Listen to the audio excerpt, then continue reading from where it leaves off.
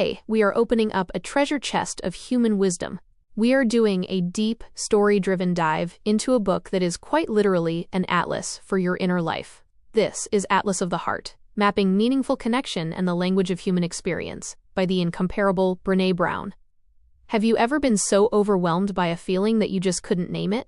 Like, you knew you were feeling something intense, but you didn't have the right word, and because you didn't have the word, you couldn't properly explain it, deal with it, or share it with anyone else?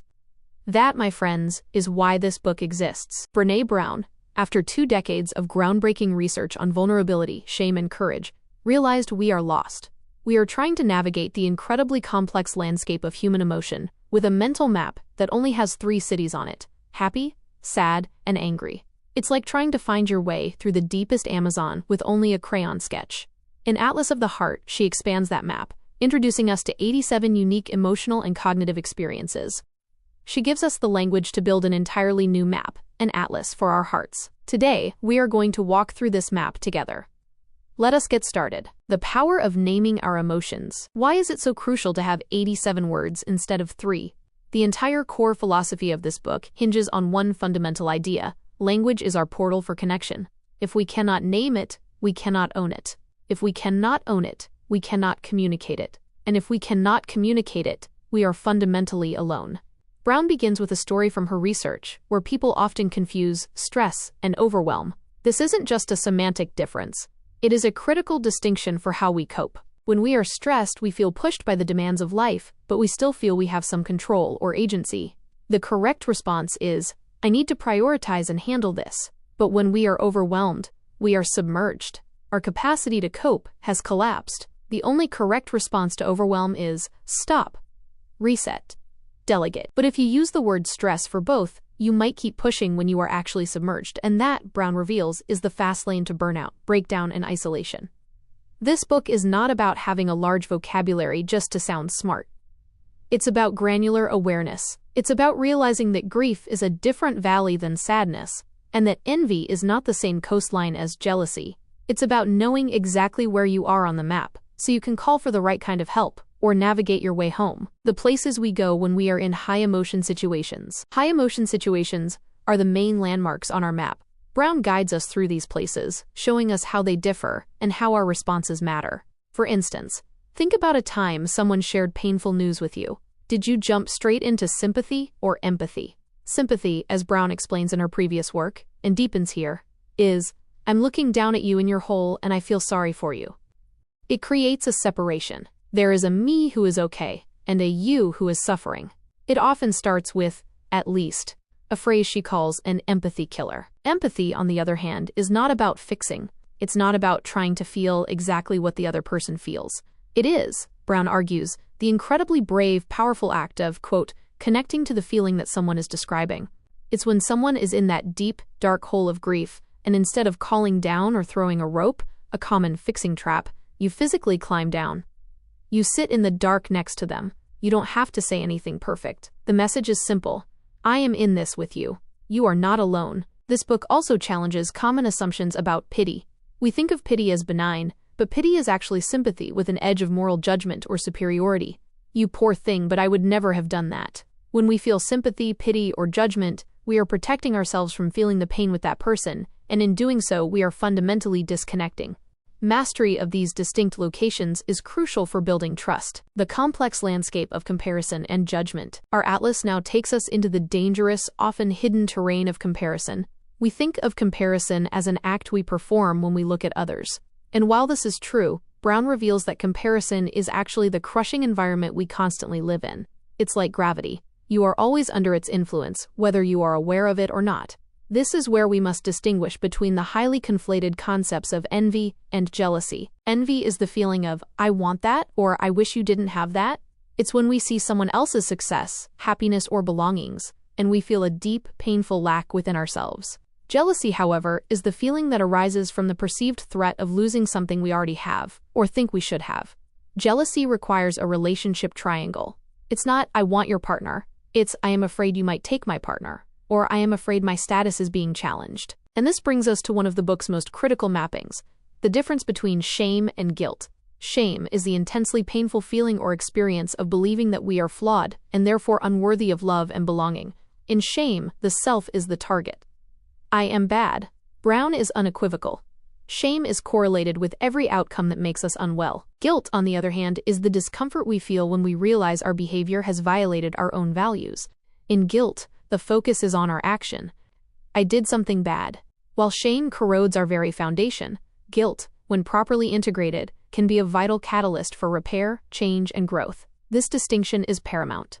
A map that doesn't distinguish between shame and guilt leads you directly to self-destruction. Mapping connection and belonging. Connection is the primary purpose of our map. But where on the atlas are we aiming? Brown reveals that many of us are aiming for fitting in, which is the absolute opposite of true belonging. Fitting in is about assessing the situation, figure out who you need to be accepted, and then contorting yourself, your behavior, your beliefs, your voice, to become that person. Fitting in requires you to abandon yourself. It's a land of high anxiety and low authenticity. True belonging, however, only exists when we present our authentic, imperfect, real selves to the world. Our sense of belonging, Brown explains, can never be greater than our level of self-acceptance. Belonging doesn't require us to change who we are, it requires us to be who we are. It's the braver path, but it is the only path that leads to meaningful connection. Fitting in is an assessment. True belonging is an act of radical authenticity. This book also challenges our shallow understanding of empathy. We tend to believe empathy is a default skill we all possess. But empathy, Brown argues, is a robust and sophisticated, cognitive affective skill. It is not just about having a feeling, affective. It is also about the disciplined, intentional mental work of understanding another person's perspective, cognitive. Empathy, like courage, is a muscle we must build, and this atlas shows us the necessary exercises. Navigating vulnerability and courage. No atlas of the heart would be complete without mapping the rugged and necessary terrain of vulnerability. Brown builds upon her work in Daring Greatly and the Gifts of Imperfection, explicitly defining vulnerability as uncertainty, risk, and emotional exposure. We have been conditioned to see vulnerability as weakness. We think of it as letting it all hang out. But Brown is clear. There is no courage without vulnerability, period. When we dare to love, to lead, to create, to connect, we are exposed. We are guaranteed to fall, fail, or be hurt.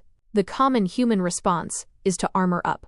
We use perfectionism, numbing, whether with alcohol, busyness, or judgment, and cynicism as massive, heavy armor to protect ourselves from feeling vulnerable. But Brown's research proves that armor doesn't just protect us from pain. It also suffocates our joy, connection, and capacity for innovation. We cannot selectively numb. If we numb the hard stuff, we inevitably numb the good stuff too. Atlas of the Heart isn't just about naming vulnerability. It's about mapping the act of vulnerability.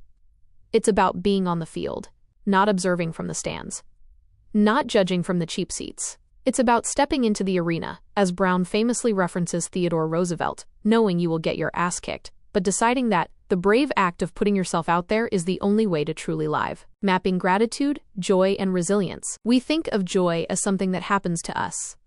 We wait for it, but Brown maps joy as something we must cultivate, and the central access point to that cultivation is gratitude.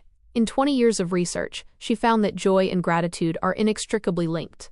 People who report the deepest joy are people with a consistent, active, physical practice of gratitude.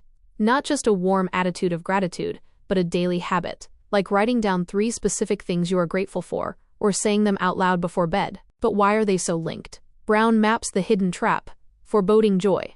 The second we feel joy, whether it's holding a new baby, falling in love, or celebrating a success, our primal brain registers that joy as extreme vulnerability.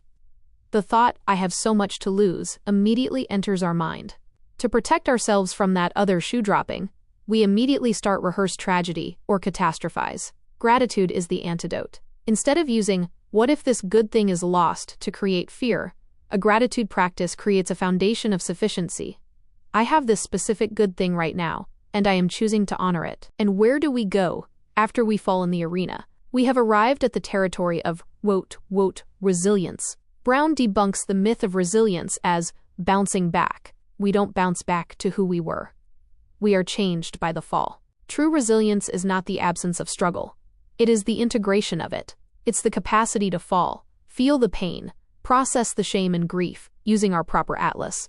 And then, with courage and vulnerability, Begin the slow, braver act of rising up again, transformed and ready to get back into the field. Building our atlas. Our map is complete, but our work is not. This book is not a resource you read once and put on the shelf.